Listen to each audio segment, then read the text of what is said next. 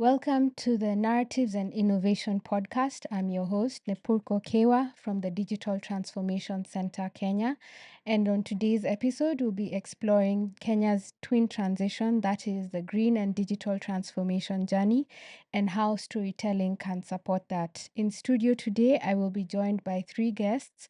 That's Professor Tom Ogada and Dr. Caroline Mbaya from the Green and Digital Innovation Hub, as well as Martin Tange from Baraza Media Lab.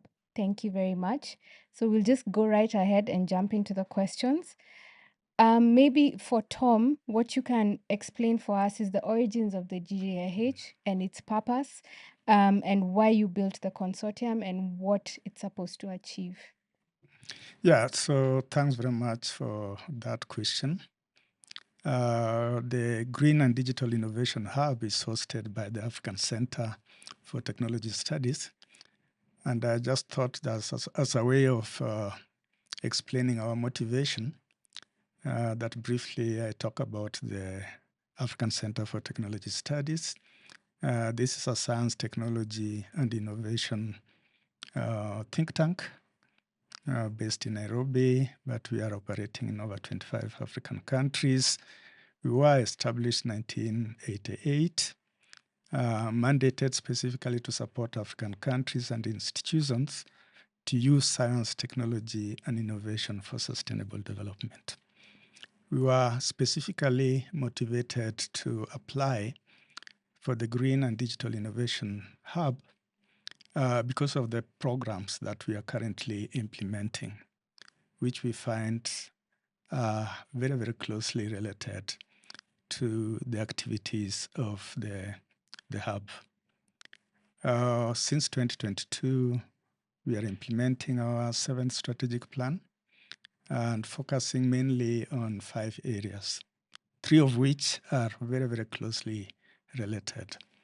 The first one being agriculture, food security, and nutrition, which is actually one of the sectors identified for the hub. The second one is a digital economy program, which we recently upgraded to ACT's Institute for Artificial Intelligence. And the third one is climate resilience economy. Again, very, very close to matters green. We decided that we were going to lead, but not implement. And therefore, it was important that we bring on board consortium members that could support the implementation. For that, we brought the Kenya Industrial Research and Development Institute that has good facilities for testing, one of the pillars that Caroline will be discussing. We also brought on board the Kenya Agricultural and Livestock Research Organization, KALRO, which is really very competent on matters agriculture. We also brought on board specifically Jomo Kenyatta University of Agriculture and Technology, which brought expertise in the area of ICT and digital technologies. We brought on board Kenya National Innovation Agency that is mandated in this country to support the development of innovation ecosystem. Again, a key pillar within the hub. And then finally, we brought on board the CONSA Technopolis, which has been doing quite a lot of hackathon and marathon for the purpose of supporting MSMEs to access funding. So generally, that is how we constituted the consortium. We are delighted that we won. And allow me, before concluding, to take this opportunity to congratulate the consortium members, wherever they are, but also the partners that have worked with us in this journey. Because this month, we are celebrating our 2nd anniversaries.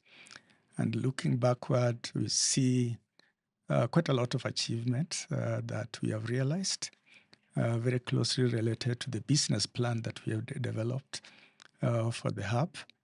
And I know you will be hearing more from the manager of the hub. Thank you. Thanks a lot, Caroline. Now Yeah. over to you. I'd like to understand more about the pillars of the gDIH. I know Prof has touched on it, but maybe you can give us a bit more information about them. Yes, thank you so much. The first thing I want to say is that the hub was established based on a needs assessment. The ecosystem in Kenya, there was a survey done for innovators to see what exactly would they like support, especially in the emerging sectors of green and digital. So those two sectors are very new in the country. And so when we did an ecosystem survey, we found there are certain needs that the innovators said were very critical for their growth. Another survey that was done was also a benchmarking of European digital innovation hubs. We had a field work, to visit these innovation hubs, so that we could also see how they're able to address these two very critical sectors, the twin transition. So based on that needs assessment, then there are four key areas that were found lacking, and so we formulated pillars around that. The first is the testing before investing. And I think, as Professor Ogada said, when the consortium was being comprised, we looked at which partner would, have that kind of infrastructure to be able to support the test before invest component, especially for green and digital innovations. So what we normally support the innovators to do is, first of all, to understand their digital maturity. Before then, we refer them to our partner Kirdi, to test on clean efficiencies, on clean cook stoves, on green innovations. And we also have a research framework that also tests other innovations as well. I'll speak to that a bit later.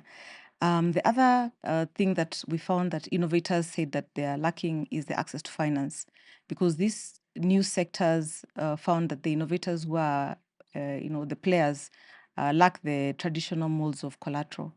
And so we're being challenged to understand the level of risk that green and digital innovation and innovations have, and present them to financing agencies such as government financial agencies, venture capital investors, so that they can have a new way of looking at financial suitability for the emerging innovators.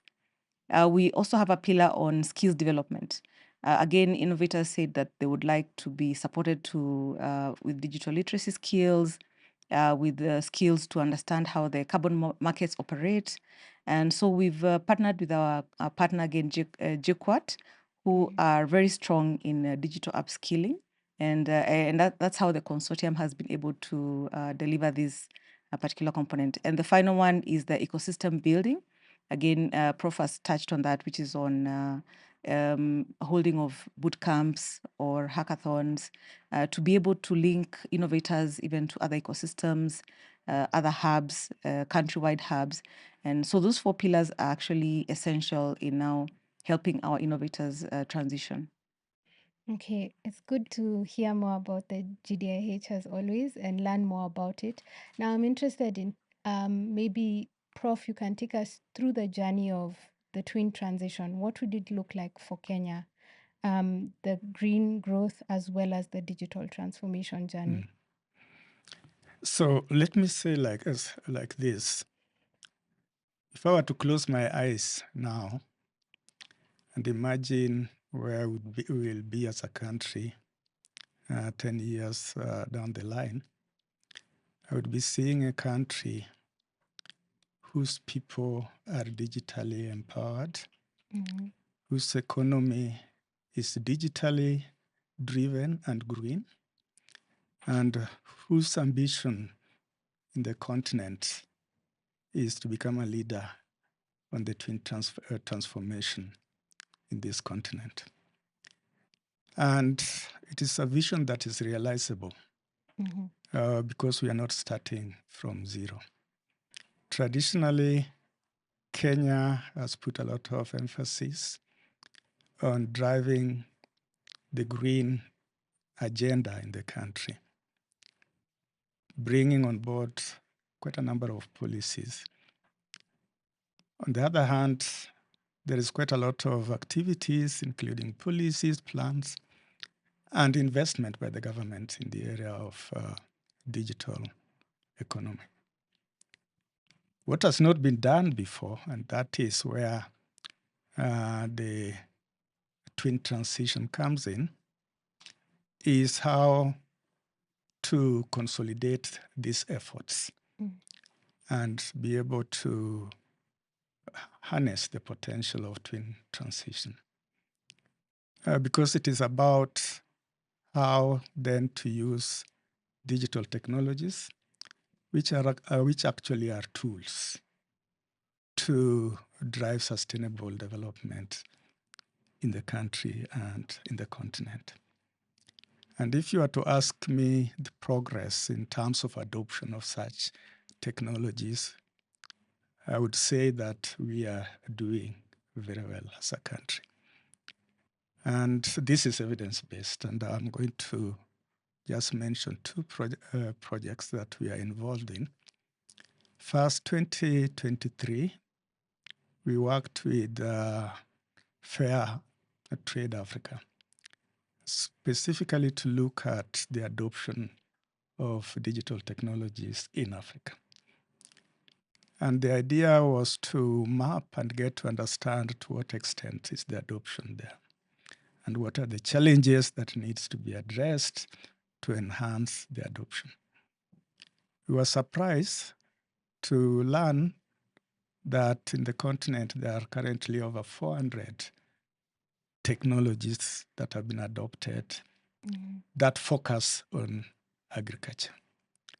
We were delighted to note that over 50% of these solutions are being deployed and have been deployed in Eastern Africa. But more importantly, we're proud to note that 60% are actually deployed in Kenya. A clear indication that there is already something that is happening that we just need to put emphasis on. When we looked at the question, where are these technologies coming from? Of course, we are disappointed because the bulk of them are coming from outside the continent. But there is positive experience that is happening. Again, evidence-based, because another project that we are implementing as ACT is to support research and innovation projects in STEM areas. And this is a project we have been implementing, and I'm almost completing, I see, since 2023. It is coming to an end soon. But the news is that we are supporting 83 projects across 17 African countries, spread in 45 African universities. 23 of those projects are actually in digital technology-oriented projects, the bulk in artificial intelligence. And as I indicated earlier, these solutions are being used to drive agriculture, to drive energy, to drive climate change. In fact, out of the 16 of them are actually focusing on those sectors, which are again very close to what the Green and Digital Innovation Hub is doing. So for me, that is important, because then it demonstrates that there is already also move to develop locally home-based solutions that are taking into consideration the context of Africa. So I see huge potential. If I still had another 2 minutes, and this is the last one, is to tell a story, because I know we are today also here to do storytelling. Yeah. We wanted to support solar dryer. And we developed a solar dryer that we deployed in Kitui. I will not mention which organization. And it was working. But of course, when there is cloud, the power is not enough, so the drying would have a challenge. I'm trying to summarize. So we said we upgrade it to hybrid so that then we could not only use solar, but when the power is not enough, then we could switch on biomass to provide additional energy, which was good enough. It was already an improvement, and it was doing good. The only challenge is that somebody had to be there to look at the temperature and see if the temperature is low, or to look at the crowd so that you switch it on. We decided to upgrade it to smart, and that is where the story. So that then through incorporation of AI, that could be done automatically. And we have seen quite a lot of interest in this, and the wow that it could be done demonstrate then the potential of twin transition. The summary of that is that digital technology would make green transition work efficiently, effectively, and create jobs, green jobs. And then that therefore puts adequate reasons why there is need to consider the two transformation, not separately, but complementarily. Thank you. Yeah, thank you so much for that example, because it kind of just gives us an insight into just how big of a system shift this is. Yes. You know, we've moved from life before AI and Yes, tools and yes, technologies, yes, and yes. now we are adopting those same tools and technologies, but Yes. also keeping in mind, you know, the importance of green growth. Yeah, so it requires systematic change. It requires political will, must be supported by appropriate policies. And I'm saying this, if we were to look at Kenya, for instance, you'll see that green transformation is being driven by the Ministry of Environment, the Ministry of Energy, and the Ministry of Industrialization. Digital transformation is being driven by totally different ministries with a series of institutions and organizations to support this. So they are working in parallel. The shift that you are talking about, systematic shift, is how this parallel working could be made to converge. I think the good news for me is that people are seeing the benefits of twin transition. And I know we'll be coming back to that later.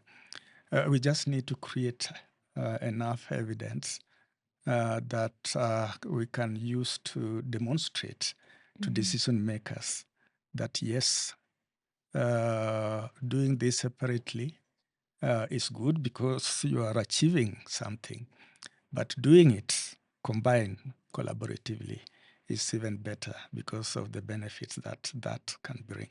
Thank you. Thank you so much. Now we come back to you, Carol. Yes. Maybe you can give us an overview about the future for the gDIH as the manager. Okay. Take us through what you believe would be the future activities, what's coming up for the gDIH in terms of sustainability. And yeah, I'll just leave it up to you. Okay, yeah. Thank you. And we're really happy to be in the middle of this twin transition. I think for the hub to be able to support innovators, especially young women and youth, to transition, we're really happy to be part of that conversation and to be in the middle of that. So far, we've been able to provide a framework What we hope to do in the next stage is to scale up that kind of support so that we're able to reach more innovators, we're able to be loud about our efforts, and also effective. So one of the ways we plan to do this is partnering with innovation hubs across the country. We realize that the synergy of having a consortium has been very effective. Therefore, we'd like to have the same approach in collaborating with innovation hubs across the country to offer our services, to be able to support innovators at the grassroots. That's one of the things that we plan to do is partner with innovation hubs. This is something that we've already started with, and we look forward to scaling up our solutions in that way. The next thing is in investor matchmaking. And this is very important for green and digital innovators, again, because the financing aspect is not very clear. We know that Kenya has recently introduced what they call the Movable Property Security Rights Act, whereby innovators will be able to use their intellectual property as collateral. I think that's a 2017 act. Therefore, right now it's becoming more relevant, and people are trying to actualize it because we realize that young people or people who are innovating in the green and digital sectors no longer hold the traditional collateral. So even as the financial agencies look to try and meet this new category of innovators, it will be important to try and matchmake with the right financing and the right type of collateral. We are also hoping to scale up capacity building, especially in digital literacy. We believe that's one way that everybody can be able to profit in the digital ecosystem. And so through the innovation hubs that I mentioned, we hope to be able to help innovators and also people around Kenya to access more skills, digital literacy that can be able to help their socioeconomic status. We also want to be able to partner with more research institutions in expanding our testing framework. Right now, we've been able to partner with KIRDI, with Jomo Kenyatta University, with JUST and KU. And so we hope to scale up that kind of framework, that research and testing framework, because we believe that innovators should not have to travel to urban centers to test their innovations, because green and digital innovations should be able to solve regional or localized solutions. And when that innovation is there, then a research framework which is wider will help these innovators understand how is this innovation ready for market, how is it ready to be financed, are they investor ready, so that what Prof. Tom talked about is that all our innovations are not coming from outside. We hope to have our own homegrown innovations. Thank you. Then maybe we can, as we wrap up, we can start to think about how storytelling can support the work at the gDIH and the story of twin transition.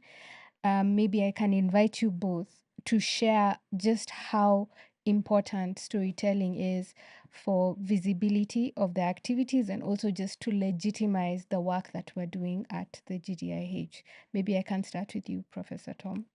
Start with I the start with boss. Caroline. Yes, yes. That's fine. Maybe you Yes. can explain to Yes. us how storytelling has supported the work so far in creating credibility for your work, also just making it more visible to the general public, but also to players within the ecosystem. I think I'm happy that we're having these conversations because it demystifies what twin transition means. And I think for us that has been very key because we realize a lot of innovators may already be operating in the green sectors or digital sectors, but they don't count themselves as, part of the twin transition. Yeah. So I think one of the things that the stories will tell is to show people at different levels of innovation and that the innovations are coming from us to address our own needs. So these kind of stories will help innovators become visible and also inspire a new generation of innovators. Then I come back to you, Professor Tom. So intentionally allowed her to start because I think she was going to talk about the hub, but I'll talk about our institution and indicate that we normally do what we call stories of change based on the projects that we are implementing. And we see our partners putting a lot of emphasis on that. Because in the past, our focus was really to talk to people who understand what we are doing. But we realized that we could not go very far with that. You want to influence policymakers, they need information that is synthesized in a manner that becomes easier to understand. So this is why, for us, storytelling, although a new thing within the organization, is increasingly being appreciated. We need to talk to the smallholder farmers in a language that they can understand. But that is based on what we are doing, so generating evidence from the projects that we implement. We document success stories.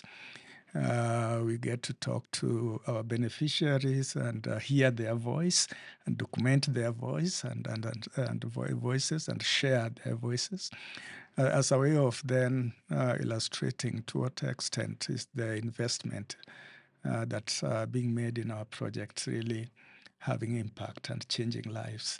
Those are the type of stories that many people would like to see.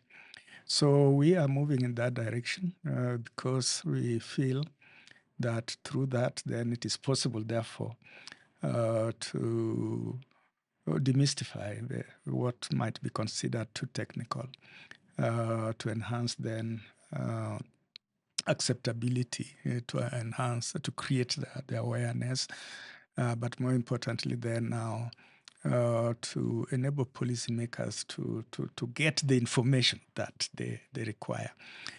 So we see, with respect therefore to twin transition, like she has said, we should not assume that it is easily understood. People have been doing this, and so they need then to use storytelling as a way of creating awareness, as a way of disseminating information, as a way of then also empowering them, because the best thing we can do is to have other people telling our stories. But then they need to be empowered, and you can't empower them using jargons. You can empower them only using languages put in a simple manner, in a way that they can understand. And then finally, to mention that people are always in hurry. People pay attention to what attracts them. Either attracts their eyes or attracts their ears. Technical things that we do are normally not, I don't want to use the word sexy, but I've used it to many audience. So storytelling therefore help to provide the bridge between then the researchers and really people who matters, by packaging in a manner that can be easily understood. Yeah. I think the word you were looking for was appeal. Yeah. Yes, And yes. just And you could see I was struggling to get it. and that's completely fine. Yes.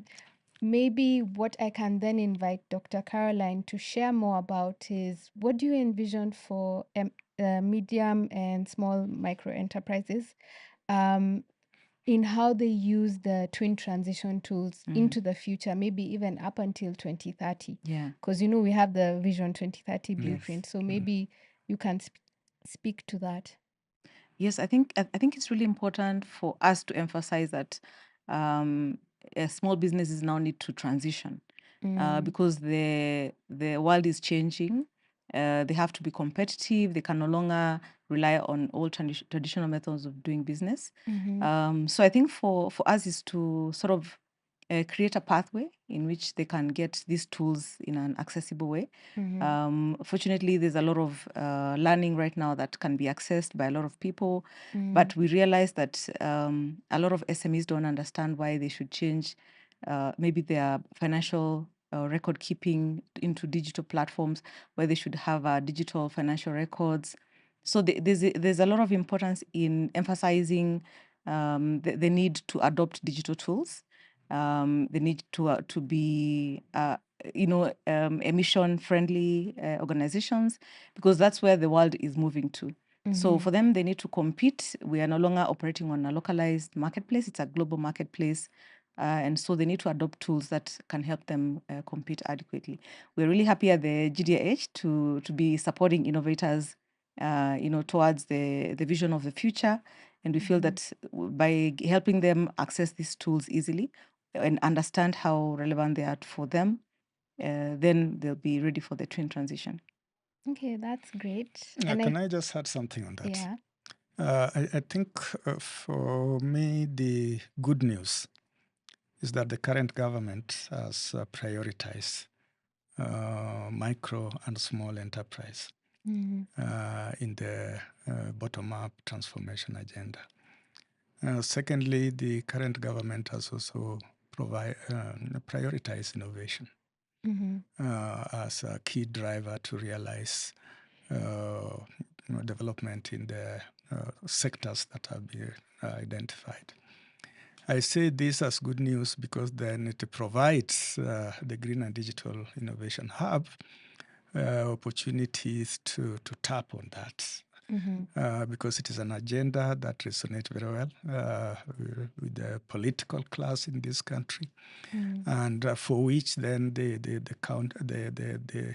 citizens of this country will want to put also emphasis in. And finally, to mention, so that we don't forget, unlike most of the projects that we are implementing in art, the Green and Digital Innovation Hub is being implemented based on a business plan that we were supported to prepare. And it's a 4 or 5 year business plan looking at both medium and long term, and transiting into the 2030 you are talking about. And that business plan has prioritized micro and small medium enterprise as the target. And I think that is important also to mention here. Thank you. Yeah, additionally, also for you, maybe I'd be interested in hearing what your view is of Kenya, what our role would be in the region by that same vision.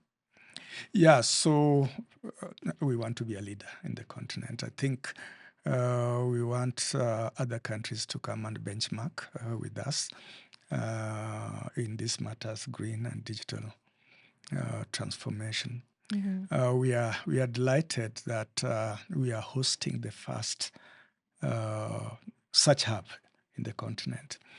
So there's opportunity there for Kenya to really be used not only as a benchmark, but also as a go-to in the continent going forward, particularly those countries that would want to drive the green and the twin transformation in their countries. Thank you to the guests who joined me in studio for such an enlightening discussion, and thank you to you who've tuned in. We encourage you to continue engaging with the narratives to understand how technology and storytelling can work to explain more about Kenya's twin transition. We look forward to hearing from you, and please listen to us wherever you find your podcasts.